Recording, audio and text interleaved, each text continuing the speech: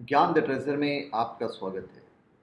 और हम आपको बताएंगे कि जयललिता जी को दाह संस्कार के बदले में दफनाया क्यों गया, जबकि वो पंडित थी।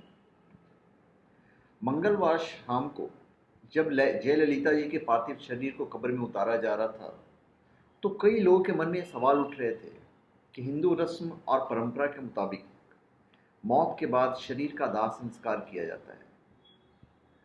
जयललिता जी के मामले में ऐसा क्यों नहीं हुआ, जबकि वो ब्राह्मण थी। अभी मद्रास विश्वविद्यालय में तमिल भाषा और साहित्य के retired professor doctor V Arasu कहते हैं कि इसकी वजह है जयललिता का द्रविड़ मूवमेंट से जुड़ा हुआ होना। द्रविड़ आंदोलन जो हिंदू धर्म के किसी ब्राह्मणवादी परंपरा और रस्म में यकीन नहीं रखता है। वो एक प्रसिद्ध अभिनेत्री थी, जिसके बाद वो एक द्रविड़ पार्टी की प्रमुख बनी, जिसकी नींव ब्राह्मणवाद के विरोध के लिए पड़ी थी। डॉक्टर वी अरासु कहते हैं कि सामान्य हिंदू परंपरा के खिलाफ द्रविड़ मूवमेंट से जुड़े नेता अपने नाम के साथ जाति सूचक टाइटल का भी इस्तेमाल नहीं करते हैं। वो अपने राजनीतिक गुरु एमजीआर की मौत के बाद पार्टी की कमान हाथ में लेने में कामयाब रही। एमजीआर को भी उनकी मौत के बाद दफनाया गया था।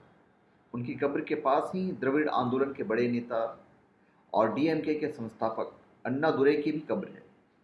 अन्नादुरै तमिलनाडु के पहले द्रविड़ मुख्यमंत्री थे। एमजीआर पहले डीएमके में ही थे, लेकिन अन्नादुरै की मौत के बाद जब पार्टी की कमान करुणानिधि के हाथों चली गई, तो कुछ सालों के बाद वो पुराने राजनीतिक दल से अलग हो गए और एआईएडीएमके की नींव रखी। जयललिता की आखिरी आरामगाह एमजीआर के बगल में ही है। कुछ लोग उनको दफनाए जाने की वजह को राजनीतिक भी बता रहे हैं।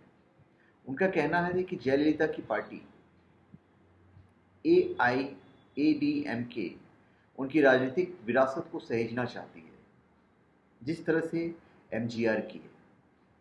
जयललिता के अंतिम संस्कार के वक्त पंडित जो थोड़ी बहुत रस्म करते दिखे, उसमें उनके नज़दीकी साथी शशिकला शामिल नजर आई।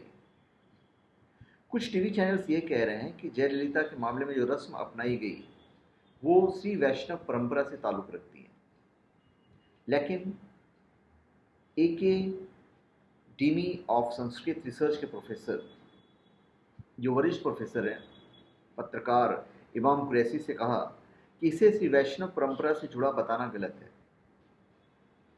इस परंपरा में शरीर पर पहले पानी का छिड़काव किया जाता है, साथ ही साथ मंत्रोच्चार होता रहता है ताकि आत्मा वैकुंठ जा सके।